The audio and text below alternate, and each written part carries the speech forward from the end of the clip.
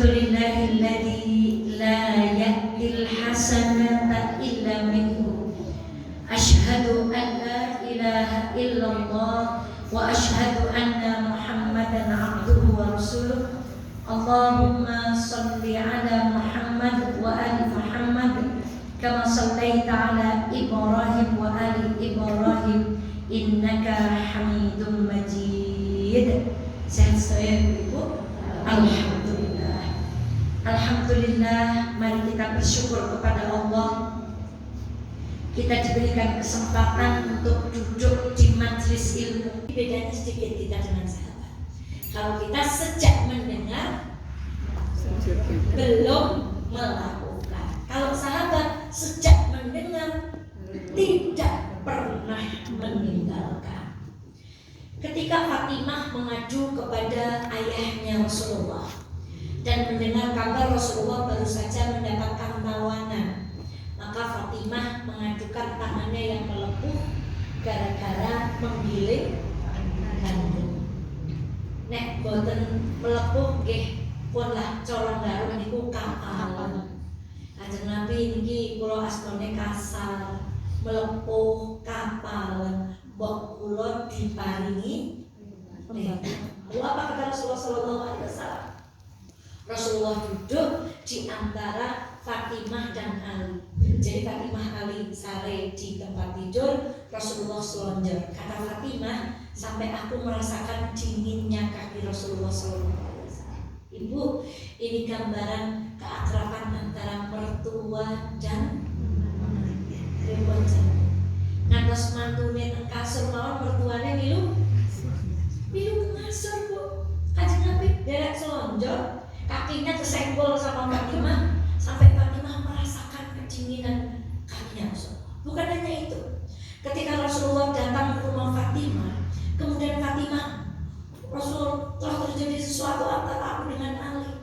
Rasul nggak bilang gini, nanti Ali wani-waninya karo putrane Nabi, bojo karo putrane Nabi kan wani melarani. Enggak, Bu.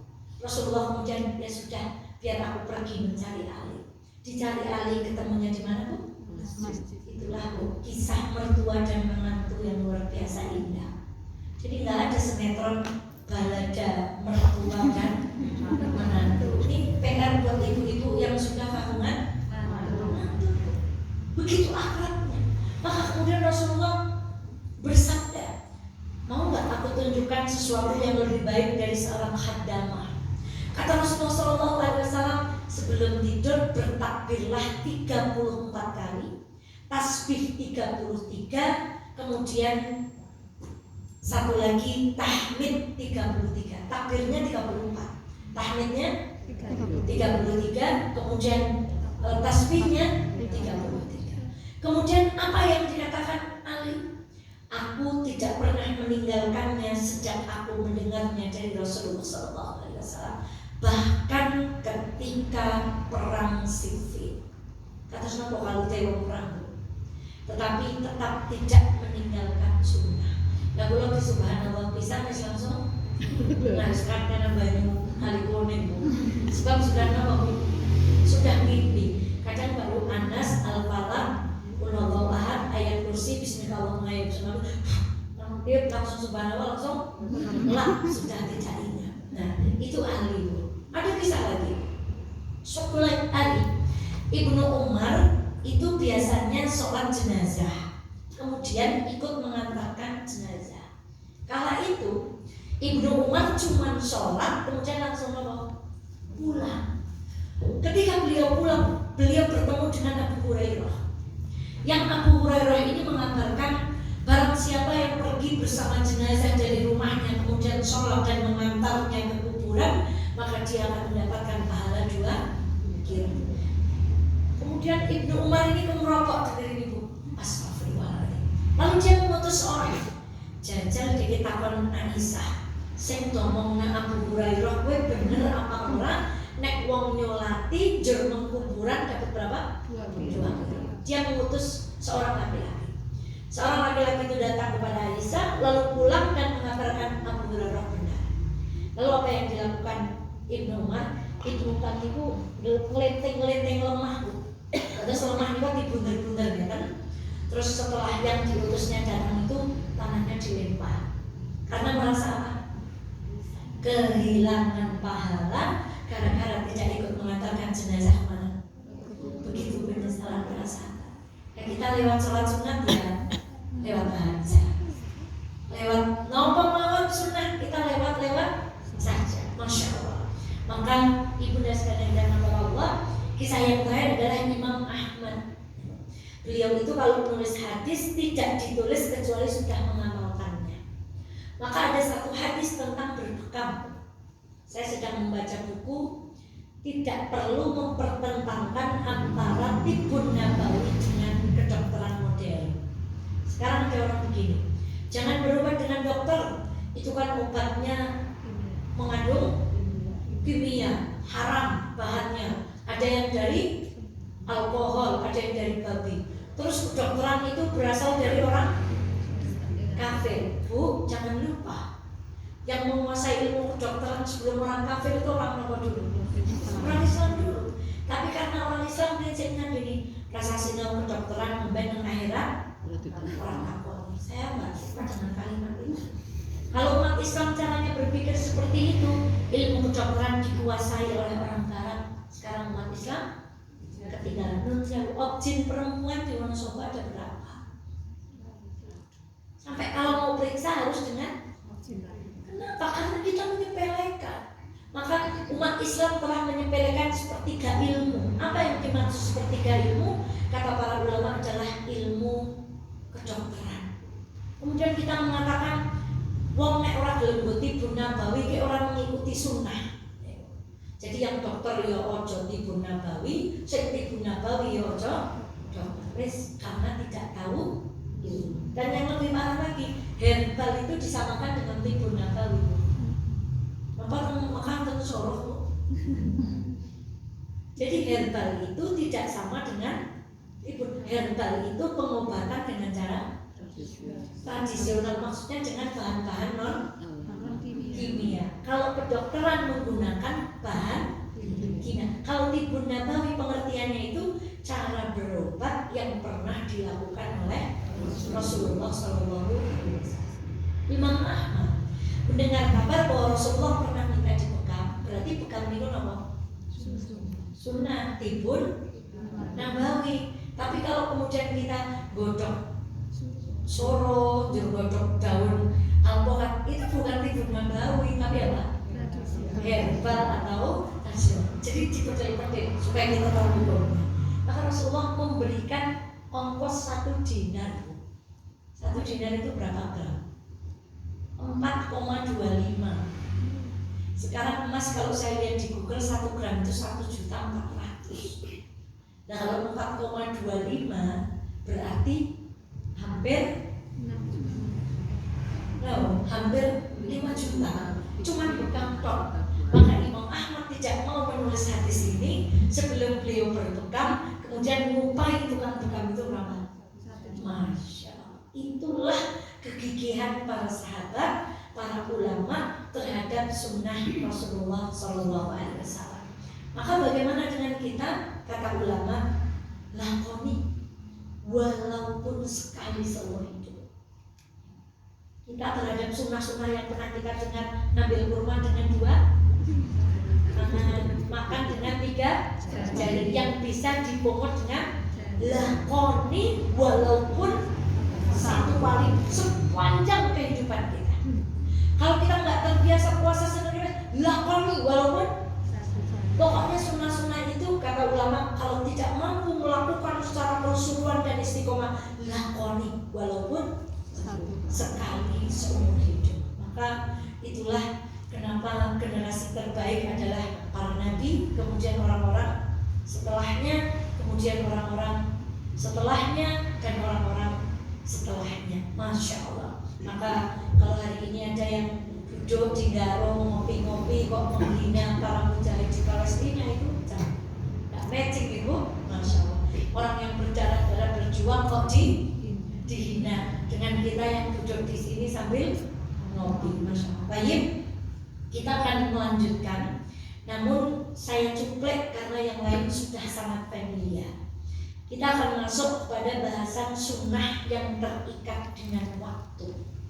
Yang pertama adalah ketika Rasulullah SAW bangun di pagi hari, setelah beliau mengusap kedua matanya, jadi ingat, tidak berubah langsung menyat langsung baca doa, tidak, tapi gerigah, kemudian duduk dulu, ngucap, meripat, kemudian baru berdoa.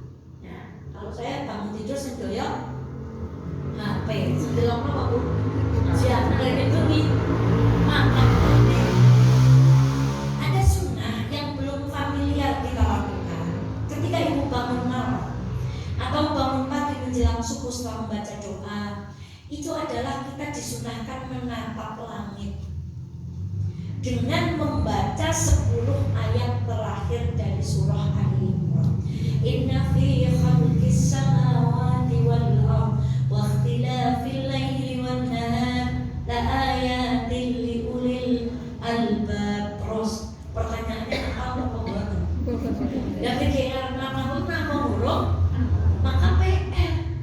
Untuk bisa mengamalkan sunnah ini berarti kita harus hafal 10 ayat terakhir dari surah Al-Imran. Itu sunnah. Kalau bangun tidurnya sudah, cuci tangannya sudah, wudhunya sudah, sholatnya sudah, tapi ada satu sunnah yang belum banyak dilakukan, kemungkinan besar karena kita banyak yang belum hafal. Maka kalau tidak hafal 10, minimal 1 ayat tadi. Kalau enggak yang ayat setelahnya, alladzina yadhkuruna Allaha qiyaman wa qu'udan wa 'ala junubihim wa yatafakkaruna fi khalqis samawati wal ardh rabbana ma khalaqta hadza batila subhanaka faqina 'adzaban. Jadi itu salah satu sunnah ketika bangun tidur. Kemudian yang kedua terkait dengan ketika kita berwudu dan memasukkan air ke hidung. Kata pengarang, tidak ada satu hadis pun yang menyatakan bahwa kumur dengan hidung itu dipisah. Tapi semua hadis yang bercerita tentang wudu itu antaranya kumur dengan hidung itu jadi satu. Jadi bagaimana caranya? Kita ambil air, kemudian kita ambil untuk kumur, selebihnya kita ambilkan ke hidung. Angin teman ya, kita kacang mlebu warga. Kita kacang wudune biasa-biasa, nggak mengikuti sunnah itu. Jadi kata pengarang, tidak ada dalil yang memisahkan antara mulut dan hidung. Tapi saya juga dari kecil, kalau wudu ya mulut dulu baru hidung, dan hidungnya cuma begini-begini. Padahal kata Rasulullah, Masya Allah, bahwa Nabi bersabda, jika salah seorang di antara kalian bangun dari tidurnya, hendaklah ia beristinsar 3 kali karena setan bermalam di lubang hidung. Jadi begitu kita nyedot air, setan itu nunggu. Lubang apa yang tetap terbuka ketika kita tidur? Hidung. 2, telinga. 3, mulut. Wonten nun sewu wong sare niku lompok. Maka ada hadis, orang yang nggak dengar sholat subuh, nggak sholat subuh, itu telinganya dikencingi. Jadi sangat mungkin ketika kita tidak berwudu untuk bangkit sholat subuh, nggak hanya dikencingi, tapi dari hidung juga diapakan. Udah gitu nguap tidak ditutup. Kemarin kita sudah belajar setannya juga kayak vacuum cleaner dong Bu. Wah, setannya langsung gitu.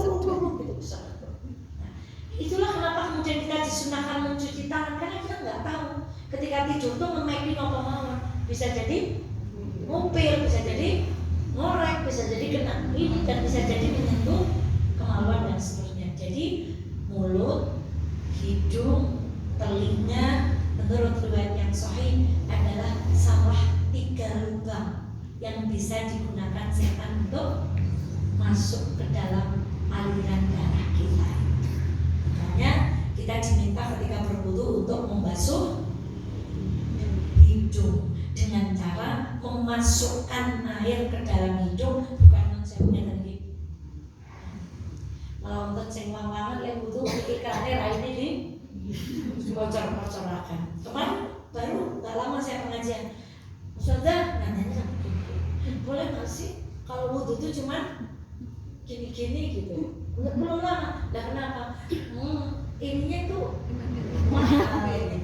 Jadi ada foundation yang harganya tuh sekali apply mungkin 25.000 sekali apply gitu. Karena misalnya segini harganya 500.000 kan, berarti sekali apply kan mahal. Boleh nggak Us kalau wudunya tuh cuma gini-gini? Yang nggak boleh wudunya harus cikos. Kemudian gitu. Lalu selanjutnya, nah ibu, ketika wudu ini saya cak astagfirullahaladzim, nyonya wudu cok berwudu bahwa Rasulullah SAW bersabda, jika seorang membasuh wajahnya, maka akan keluar dari wajahnya setiap dosa yang ia lihat bersama dengan air yang jatuh. Ketika dia membasuh kedua tangannya, maka akan keluar dari kedua tangannya setiap dosa yang ia perbuat dengan kedua tangannya bersama air yang jatuh. Saat ia membasuh kedua kakinya, maka akan keluar setiap dosa yang dilangkahkan oleh kakinya bersama air atau bersama tetesan air terakhir hingga dalam keadaan bersih dari dosa. Itu kenapa sebagian saudara-saudara kita kalau wudu buatan kristol lampu, karena memaknai hadis ini secara letterlock. Jadi dosanya itu akan berguguran dengan air yang menetes terakhir. Sehingga saya banyak punya teman yang kalau wudu nggak mau lap, karena beranggapan kalau dilap berarti dosanya tidak jadi. Nah, walhasil mukanya apa? In English is, maka tidak ada ulama yang mengatakan demikian. Yang kita yakini wudulah dengan baik, karena wudu itu menggugurkan. Maka saya ingat lagunya Bimbo, membaca ta'awud dan bismillah lalu ku ucapkan, Masya Allah, ku basuh mukaku, ku sucikan, Masya Allah. Jadi sudah terlebih dahulu ternyata Bimbo memahami hadis daripada Ustaz Garung itu. Ya Allah. Makanya kita terus belajar dan belajar memperbaiki wudu supaya air wudu itu menggugurkan kesalahan kita sampai tetes terakhir pada tetes-tetes air wudu. Ini betul-betul saya lompati. Nah, kemudian ibunda sekalian yang dirahmati Allah, sekarang bangun dalam witir, bukan kunut subuh, tetapi kunut dalam witir. Kami membaca dari buku ini, Aisyah termasuk orang yang paling sering bersama Nabi. Maka cara mandi Nabi, cara jinabah Nabi, kemesraan Nabi itu diriwayatkan siapa? Aisyah. Karena yang paling sering dengan Nabi siapa? Yang tahu nolehnya apa? Banyak dari Aisyah. Nah, Aisyah menginformasikan bahwa beliau tidak menginformasikan bahwa beliau kunut dalam witirnya. Namun ada informasi dari hadis yang lain bahwa Rasulullah SAW kunut pada witir sebelum rukuk. Maka para ulama mengambil jalan tengah, kolo kita melaksanakan kunut ketika sholat tahajud, tapi lebih banyak tidaknya. Nah, itu kunut dalam sholat tahajud. Hafal doa kunut Bu? Allahumma hdina fiman hadait wa afina fiman afait wa tawallana fiman tawallait. Saya hafal kunut sinten ya? Hafal kunut niki aku dinten mungkin setan itu sing nganggo kunut kae sing ora nganggo kunut. Nah, ini soalnya hafal. Nah, sekarang pertanyaannya, kunut itu sebelum rukuk atau setelah rukuk? Setelah rukuk, setelah rukuk sebelum sujud. Betul, dua-dua. Jadi boleh dilakukan sebelum rukuk dan boleh dilakukan setelah rukuk. Maka ada sunnah di buku ini dijelaskan memvariasikan tata cara kunut. Jadi tidak setelah rukuk kemudian, nah ini kalau yang nggak pernah kunut, imamnya Allahumma langsung sujud. Saya pernah diceritai teman, beliau sholat nggak tahu kalau masjid yang digunakan untuk sholat itu kunut. Jadi imamnya Allahumma hdina, malah dia akhirnya sholat itu sambil ngomong, ketika sujud, lanjut batal. Terus lagi ada sujud sajdah ketika mendapati ayat-ayat karena belum tahu ilmunya. Ini kejadiannya umroh. Beliau cerita, ya Allah, pas sholat di Masjid Nabawi, imamnya itu sujud sajdah, kita tuh malah bingung, jur malah omongan video. Ini pentingnya ilmu. Jadi kunut itu menurut riwayat yang sahih boleh dilakukan sebelum atau sesudah. Pertanyaannya, kalau kunut itu tangannya diangkat atau enggak? Yang benar tangannya diangkat. Nah, jadi mengikuti imam tangannya. Tapi kalau ibu tidak mengangkat, buat nopo-nopo. Ini hanya maksudnya sunnahnya Rasulullah menyontohkan apa? Diangkat. Tapi kalau ibu tidak mau mengangkat, tidak apa-apa. Nah, pertanyaan yang berkaitan dengan kunut, apakah setelah doa kunut mukanya yang menurut riwayat yang sahih dikajikan oleh para ulama itu tidak diusapkan. Jadi setelah sudah selesai, amin, tangannya langsung kembali. Tidak pun setelah doa, sebenarnya tidak ada tuntunan setelah doa. Tapi kita sudah punya kebiasaan yang setelah doa tuh kayaknya kalau belum kayak gini tuh kayak, nah, maka boleh kan kita lakukan, boleh, tapi tidak boleh disandarkan. Kue nak orang yang menuntung orang, dan tidak boleh disandarkan perbuatan ini kepada baginda Muhammad Sallallahu Alaihi Wasallam. Terus Nabi kadang kunut dalam sholat tahajudnya, kadang dilakukan sebelum rukuk atau sesudah rukuk. Tangan beliau diangkat tanpa diusapkan di wajah, langsung kemudian melaksanakan sujud tanpa mengusapkan di wajah tadi. Nah, itu tentang kunut. Nah, memang saya lompat-lompati.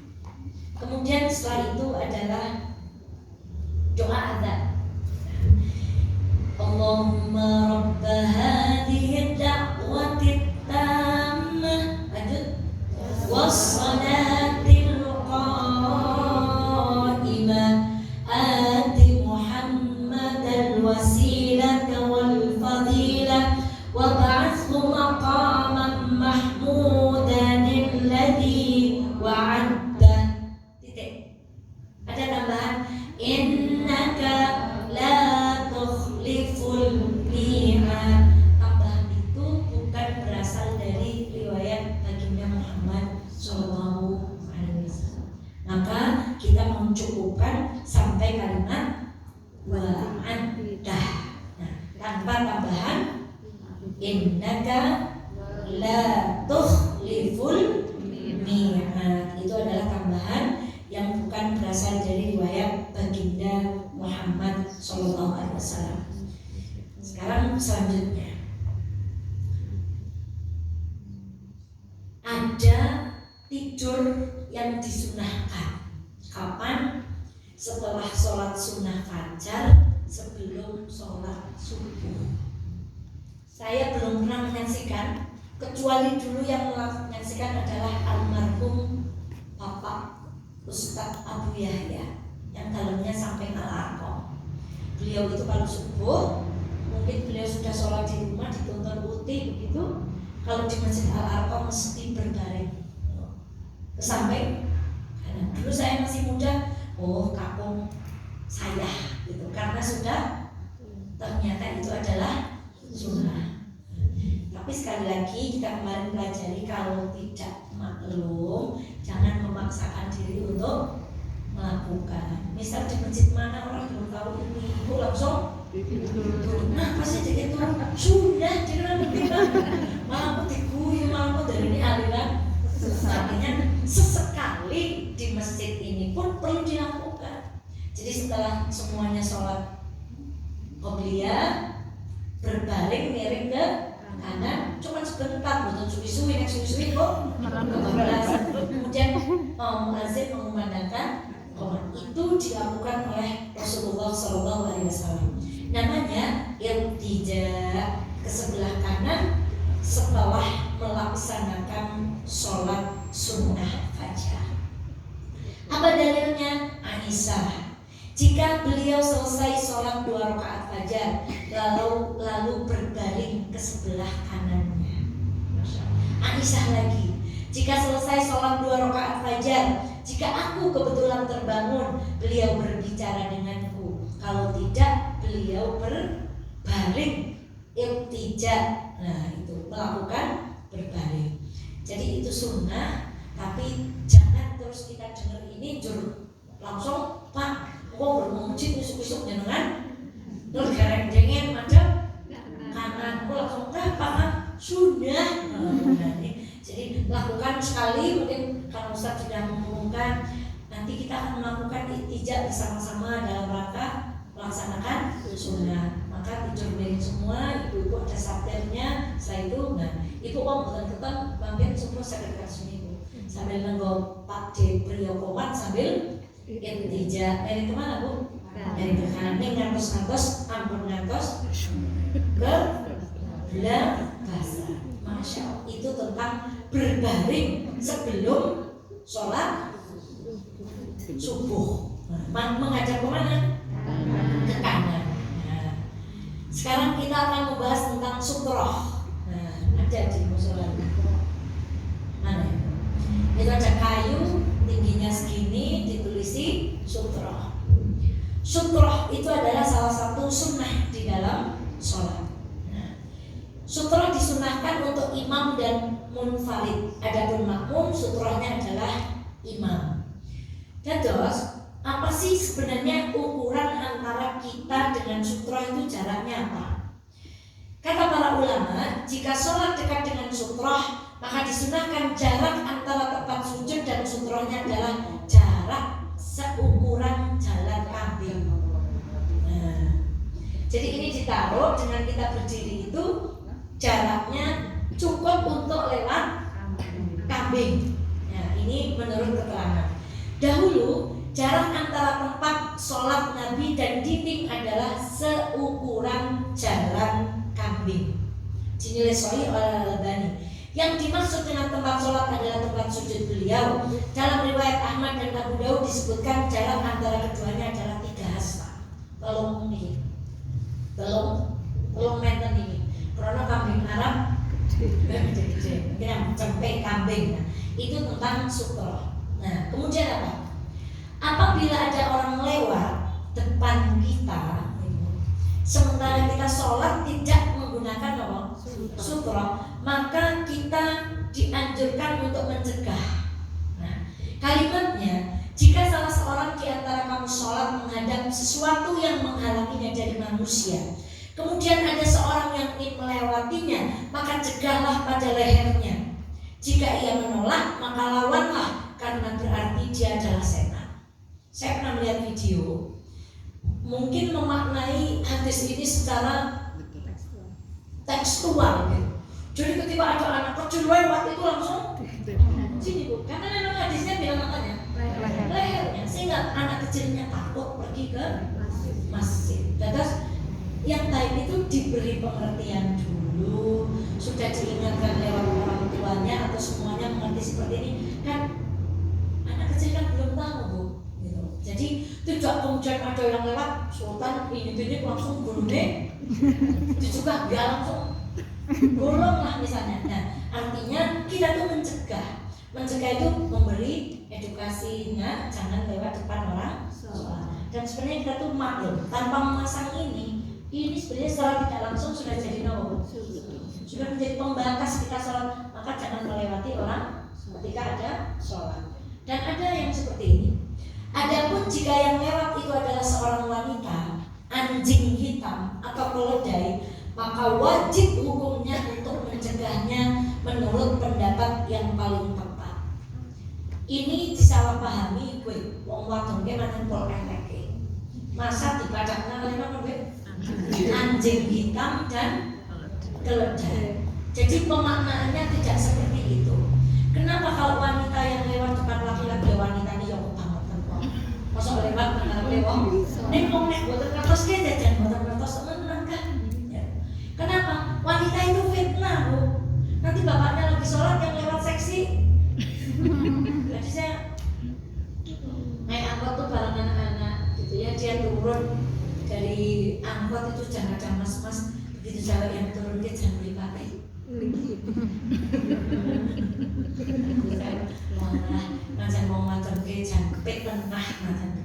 Padahal menurut saya dia wajahnya biasa-biasa aja, enggak, cuman ya memang agak gitu, terus rambutnya agak ada, terus bajunya agak gitu, terus pas begitu kecil dia dari hijab, pas yang di depannya tuh gitu ya, oh pancen mau macam ke tengah. Jadi jangan pernah merasa kita nggak cantik, itu jangan. Jadi kita harus merasa bahwa apa, Bu? Cantik. Jadi karena apa? Setan yang nempel di kita. Dan kalau ini malah wong wadon kok lewat ngarepe wong lanang kayak sholat. Nah, itu terkait wanita karena bukan karena seperti anjing. Banyak yang seperti ini memaknai. Karena wanita bisa menimbulkan fitnah. Adapun anjing dan khimar itu dua-duanya barang najis, Bu. Maka kenapa harus dilarang ketika mau lewat? Karena kalau dia lewat tempat sholat kita jadi apa?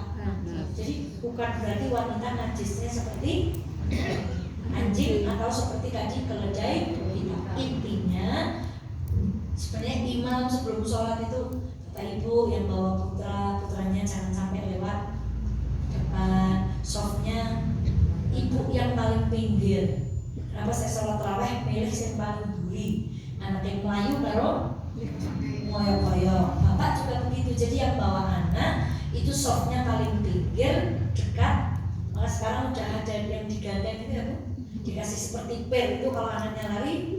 Nah, itu saya belum punya tuh di Jiman, di Jom, Melayu. Nah itu malah udah ada pernya. Saya lihat orang-orang yang umroh dan haji itu supaya anaknya tidak tersesat di Masjidil Haram, maka dikaitkan. Itu terkait dengan syufrah. Jadi tidak benar pemahaman yang menyamakan perempuan seperti anjing dan anjingnya mohon khusus, Bu, anjing hitam.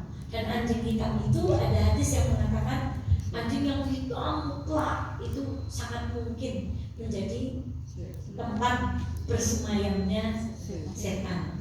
Ya bukan berarti kayak orang ireng itu orang apa, jadi saya ireng dan seterusnya. Nah itu, kemudian sujud. Kita sudah berulang kali tidak ada bedanya sholat laki-laki dengan perempuan. Kalau di Syafi'iyah memang iya. Kami sedang belajar Syafi'iyah di Ceria. Kalau di Syafi'iyah, kalau sujud itu tangannya tuh harus nyonggo ini. Nah maka sujudnya itu rapat. Jadi posisinya tuh begini karena payudaranya harus apa? Harus disanggah. Itu di Syafi'iyah. Sementara di hadis yang sahih kita sudah belajar tidak ada perbedaan sholatnya laki-laki dengan termasuk perkara sujud. Dan sujud itu kalau kita mau belajar lewat hadis, jika beliau sujud, andai seekor anak kambing melewati kedua tangannya, maka bisa melewatinya. Jadi benggangnya tangan itu, ini kalau anak kambing lewat, bisa. Malah di beberapa perempuan itu kalau sujud tangannya disuruh pedusnya berlihat yang disuruh kambingnya harus bisa. Kemudian ini menghadap kiblat, tangan agak sedikit dirapatkan, berbeda ketika takbir. Kalau takbir itu sunnahnya tangan agak direnggangkan menghadap kiblat, tapi kalau sujud jari jemari itu agak direkatkan, tapi kereknya itu buka sedang. Maka ada yang berlebihan, Bu, sampai karena saya pernah teman itu karena menganggap yang harus lewat apa, Bu? Yang harus lewat itu adalah cempe. Nah, tergantung kan cempe dua lain ya, cilik, cempe gede-gede, yang gede. Intinya tidak lambat, tapi enggak. Kita sudah pelajari bagaimana tata cara sholat sesuai dengan baginda Muhammad Sallallahu Alaihi Wasallam. Kemudian ada sunnah memvariasikan doa. Inilah Allahumma ba'id baini kae. Wajah tuh kadang kita tuh disunahkan untuk memvariasikan. Padune ora apal. Yo saling sunnahnya itu kita memvariasikan, Bu. Yang kis sesasi kepan Allahumma ba'id. Besok sholat zuhur nyampan ganti. Nah, orang ganti jabatan apa? Jadi ada sunnah untuk memvariasikan bacaan, termasuk meletakkan tangan. Ada riwayat yang menyampaikan kepada kita bahwa meletakkan tangan itu di atas paha. Ada riwayat lagi menyampaikan kepada kita meletakkan tangannya itu di jempol, di lutut ini.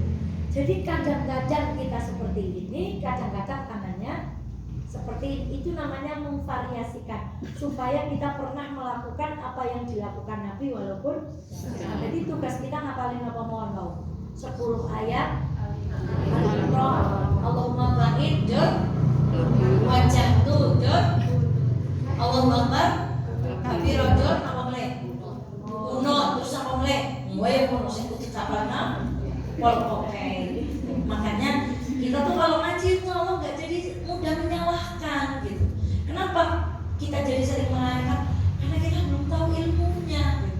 Oh ya bener jadi maca kue. Wong Nabi kadang-kadang maca kue, kadang-kadang nah bukan karena jadi ora apal nyong-nyong ora apal dhewe tidak segolongan. Nah itu yang salah, termasuk memvariasikan tata cara meletakkan tangan di atas paha atau di atas lutut. Nah, kemudian tahiyat, contoh at-tahiyyatu lillah was-salawatu wat-thayyibat. Ada lagi yang at-tahiyyatul mubarakatus salawatut thayyibatu lillah. Jadi sing benar. Bener kabeh. Nek padune jangan boten apa. Jadi ada sunnah untuk memvariasikan bacaan. Nah, ada lagi yang terakhirnya begini. Wa ala ali Ibrahim innaka hamidum majid. Satunya lagi. Wa fil alamin innaka hamidum majid. Sejen apa? Sejen fil alamin. Nek krono setan itu maunya kita bercerai-berai, wae orang go fil ngalamin, nyong go fil ngalamin. Wis jadi sembayang iki. Wis ora pacasan. Nah, itu seje kalimat nopo? Ya, sing siji innaka hamidum majid, sing siji fil alamin innaka hamidum majid. Beda satu kata jadi pengkerai. Nah, apa pisanan ora? Tidak gara-gara ahyare seje. Ini kita ya Allah. Termasuk doa bangun dari ruku itu. Rabbana walakal hamd. Ada yang lanjut. Rabbana walakal hamdu. Nah, ada lagi mil'us samawati wa mil'ul ardi wa mil'u syai'. Dan seterusnya. Seperti yang benar. Padune mboten apal tapi senenge nyalah-nyalahke. Nah itu contoh bagaimana memvariasikan gerakan sholat sesuai dengan riwayat takbir. Takbir kan ada yang begini, ada yang sudah kala-kala entah prakteknya kayak gini. Kala-kala ada yang sampai berdialog sujud itu jempolnya dulu atau tangannya dulu. Yang sekian kuat jempolnya ya Kak. Jempolnya nek udah kayak siapa? Oh begini, kadang-kadang apanya dulu? Oh tangannya dulu karena ya karena kalau jempolnya dulu takut bablas. Jadi memvariasikan gerakan sesuai dengan riwayat yang ada. Termasuk memvariasikan bacaan sesuai bacaan yang pernah dibaca oleh Rasulullah Shallallahu Alaihi Wasallam. Nah itu tentang sholat. Satu lagi Bu, bahwa ada yang kita lakukan adalah tentang zikir pagi atau zikir petang. Pertanyaannya, kapan waktu membaca zikir pagi? Setelah subuh sampai kalau zikir sore setelah asar. Benar yang sudah kita pelajari, namun ada keluasan. Andai kita tidak sempat membaca ba'da subuh dumugi suruh utawi ba'da asar kok wonten acara dereng maos kok mangkele maos bar maghrib nggih pareng boten napa astagfirullah. Saya janji membawakan buku zikir pagi dan zikir petang, saya malah lupa. Itu tentang zikir pagi. Kemudian ada tidur kedua yang disunahkan, namanya qailullah. Kalau tadi yang pertama apa? Yang kedua qailullah. Apa itu qailullah? Qailullah adalah tidur atau istirahat pada pertengahan siang. Akan tetapi diperselisihkan kapan tepatnya pertengahan siang itu. Ada yang mengatakan sebelum zawal, ada yang menyatakan setelah zawal. Nampaknya wallahu ta'ala a'lam, dalam urusan ini ada keluasan, yaitu bahwa baik sebelum atau sesudah zawal ia tetap disebut qailullah. Saya pernah membaca di internet yang melaksanakan ini malah sekolah-sekolah di Jepang. Jadi mejanya itu disetting tempat tidur, jam tertentu menjelang siang semua anak disuruh tidur. Karena menurut penelitian, saya nggak punya datanya ini, pernah dengar dok, tidur siang itu, tapi buat sing polsuine, namanya qailullah tuh kayak belar ternyata. Itu meningkatkan konsentrasi dan pemulihan. Pulau cak jajan, nih buatan jadi qailullah. Nih sekolah, dan kokean beli turun dan kasih sejam, ngelihat kata sholat duhur, jam merem. Nah ini aku malah tani malah cak mumet, makanya kokean nih. Nah jadi qailullah ini saya mencoba sedang membahas dengan guru-guru. Kapan-kapan ya kita coba terapkan ke anak-anak, siang itu disuruh tidur. Pokoknya beruh lawangi kunci tinggal gurune pokoknya kan tidur. Itu namanya qailullah. Jadi tidur di siang hari tapi buatan suwi-suwi. Mau? Nah, ampun wani-wani kalau kita belum terbiasa. Nah, nyaman melakukan sunnah 5 menit 15 menit misalnya sebelum zuhur kok ngelakoni qailullah, saya jamin 12 sampai asar jam 1 baru tangi gurih-gurih kemudian jebule dhuwure wis lewat. Itu yang berkaitan dengan qailullah. Nah, kemudian ibunda sekalian yang dirahmati oleh Allah, tentang sore, tentang waktu isya sekarang. Nah, niki sing ya Allah, Rasulullah membenci perbincangan setelah waktu isya. Terus Rasulullah mboten seneng wong nek bar isya niku malah apa? Dongengan. Kecuali yang dibicarakan adalah perkara-perkara yang bermanfaat untuk umat. Dan Rasulullah itu selalu menyempatkan sebelum beliau tidur selalu ngobrol dengan Repot ibu ngobrol apa? Anak-anak guys, semua mendengar. Jadi Rasulullah itu indah sekali. Sebelum tidur dipastikan ngobrol dengan siapa. Nah sekarang yang Bu Rozik LDR yang ngobrol sama bapak. Apa kabar ya? Gitu. Udah sehari ya, sudah Cid. Ngobrol. Baratnya dari Mekah sama yang di Korintan beli Pak rasanya ditinggal garwane. Ya lah, boleh nanti tinggal bojone. Mulai kering gitu ya. Nah, itu ngobrol. Jadi sunnahnya itu habis isya sebelum tidur langsung ngobrol. Jadi Rasulullah itu tidurnya gasik. Maka ada teman-teman kami yang nggak mau pengajian habis isya. Nggak mau. Pokoknya nggak ada majelis taklim setelah isya. Jadi kami punya guru kami nggak mau pengajian karena menurut beliau setelah isya itu kalau kita nggak hati-hati bisa jadi perbincangan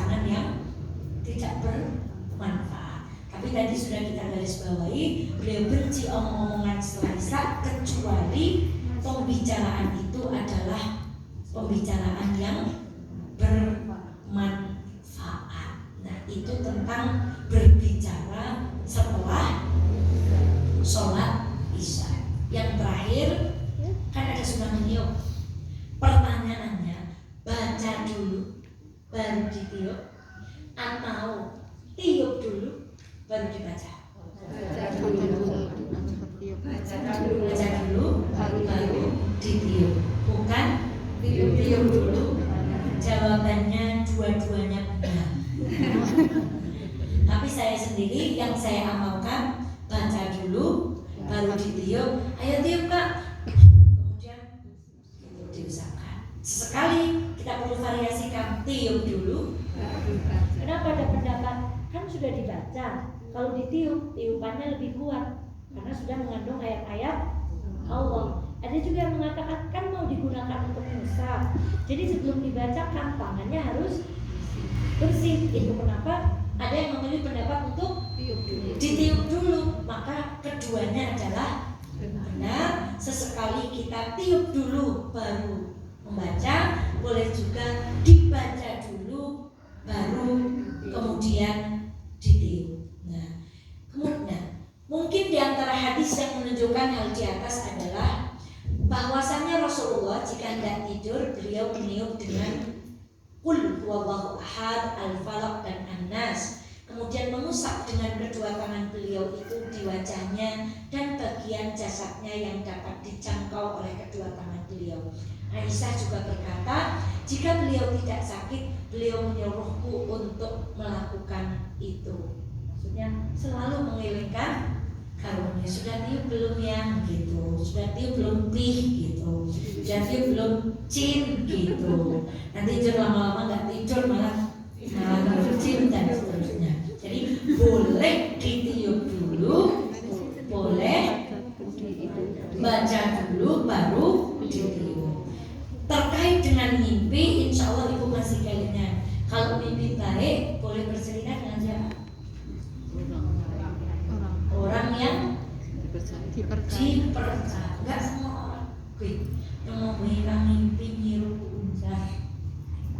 Kalau ibu cerita sama orang yang nggak dipercaya, walah, orangnya langsung hasad. Kayak nggak boleh rezeki mana mau bicaranya mimpi unjar. Tapi kalau yang diceritakan itu orang yang nggak hasad, masya Allah, semoga jadi mimpi yang baik ya. Dengan bawa arti gampangnya tangannya karo. Maka mimpi baik itu nggak boleh diceritakan kepada semua orang, kecuali kepada. Nah, saya kemarin dimarahin suami. Saya itu anak dua mau olimpiade, yang satu masuk dalam mimpi saya. Bunda tadi malam mimpi Kaisara dapat piala. Aku nggak ada di mimpinya Bunda, gitu kakaknya langsung. Ih, kisah bulan ngaji, bumbangnya, nek loro-lorone dipek aja. Nah, itu sahabat saya sudah mengalami kesalahan itu.